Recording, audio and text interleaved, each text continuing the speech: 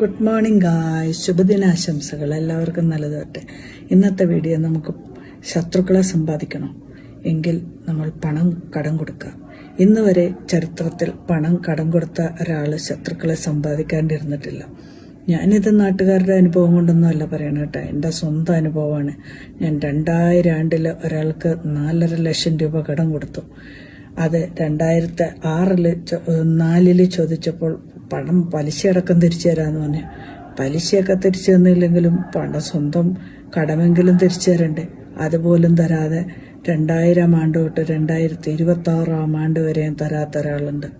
അതുപോലെ തന്നെ പല ആൾക്കാർക്കും നമ്മൾ പറയും സ്വർണം മേടിച്ചു കൊടുക്കുക, അങ്ങനെയും കൊടുത്തിട്ടുണ്ട്. എന്തെല്ലാം കടം കൊടുത്തിട്ടുണ്ടോ അതൊക്കെ ശത്രുക്കളെ തിരിച്ചു തരും. നമ്മൾ 100 രൂപ കൊടുത്താലും 1 ലക്ഷം രൂപ കൊടുത്താലും 10 ലക്ഷം രൂപ കൊടുത്താലും ഇതേ ഗതി തന്നെയാണ്. അതുകൊണ്ട് ജീവിതത്തിൽ പണം കടം കൊടുക്കുമ്പോൾ നമുക്ക് ശത്രുക്കളെ നേടണോ കടം കൊടുക്കണോ, നമ്മൾ പലപ്പോഴും നോ എന്ന് പറയാൻ പഠിച്ചാൽ ഈ പ്രശ്നങ്ങൾക്ക് പരിഹാരമാകുമെന്നാണ്.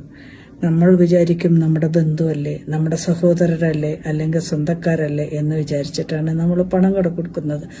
അത് ഓക്കെ, അവരും നന്നായിക്കോട്ടെ, അല്ലെങ്കിൽ നല്ല രീതി നമ്മൾ വലിയ പൈസ ഉണ്ടായിട്ടൊന്നുമല്ല, എന്നാലും നമ്മളുടെ കഠിനാധ്വാനം കൊണ്ട് സമ്പാദിച്ചു കൊടുത്ത പണം അത് എന്ന് തിരിച്ചു കിട്ടുമെന്ന് പോലും നമുക്കറിയില്ല. അതുകൊണ്ട് പണം കടം കൊടുത്തപ്പോൾ ഒത്തിരി ശത്രുത നേടി ജീവിതത്തിൽ വളരെയധികം വേദനകൾ അനുഭവിക്കേണ്ടി വന്നു. നമ്മുടെ പണം നഷ്ടപ്പെട്ടു, നമ്മുടെ സമാധാനം നഷ്ടപ്പെട്ടു. ഇത് എൻ്റെ അനുഭവം കൊണ്ട് പറയണമല്ല, അപ്പം നിങ്ങൾ മാത്രമല്ല പലരും അങ്ങനെ കൊടുത്തിട്ടുണ്ട്. പ്രത്യേകിച്ച് ബന്ധുക്കൾക്ക് ഒരു കാരണവശാലും കടം കൊടുക്കരുത്. അല്ലെങ്കിൽ അത്രയ്ക്ക് മാത്രം ഉറപ്പുള്ള, നമ്മളെ എത്രമാത്രം മനസ്സിലാക്കുന്ന, നമ്മുടെ വേദനകൾ തിരിച്ചറിയുന്ന ഒരാളായിരിക്കണം പണം കടം കൊടുക്കേണ്ടത്. അല്ലെങ്കിൽ ഒരിക്കലും കടം കൊടുക്കരുത്. നിങ്ങൾക്ക് ഇങ്ങനത്തെ അനുഭവങ്ങൾ ഉണ്ടായിട്ടുണ്ട്. എനിക്ക് 4-5 പേർക്ക് പണം കൊടുത്ത് അതിൻ്റെ ഭവിഷ്യത്തുകളായിട്ട് പിന്നെ തിരിച്ചു ചോദിക്കുമ്പോൾ ഒരു ശത്രുക്കളായി ഒരു ഫോൺ എടുക്കത്തില്ല, മെസ്സേജ് അയച്ചാൽ തിരിച്ചെടുക്കത്തില്ല, പിന്നെ ഇല്ലാത്ത അപവാദങ്ങളെല്ലാം പറഞ്ഞുണ്ടാക്കും.